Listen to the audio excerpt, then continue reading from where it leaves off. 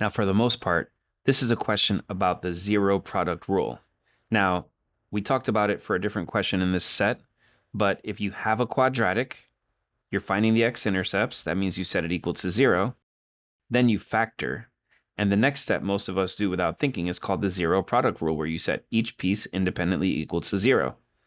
So we do that in this situation quite often, but the SAT will often put you in other situations where you have to realize that these things can all be set equal to 0 and then independently set equal to 0.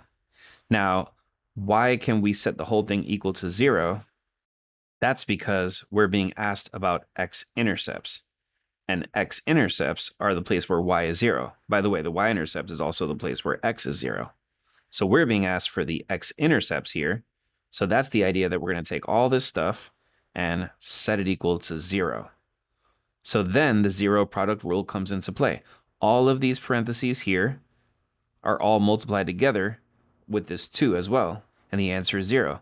That could only have happened if one of the individual pieces itself was equal to 0. So the zero product rule is the idea of setting each of these equal to 0. Now, if you solve them, you'll get x equals d, x is negative d, x is negative g, and x equals d. So these are our zeros, or our x-intercepts. Just organize that a little. And the one thing to notice right now is that some of them repeat and some don't. So this one shows up twice. This one only shows up once, and this one shows up once. So we've got 1, 2, and 3 unique x-intercepts.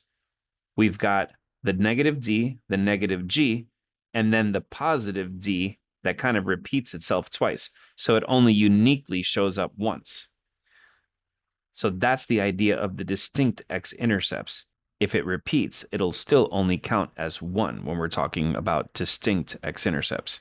So the answer here is B. We have 3 distinct x-intercepts.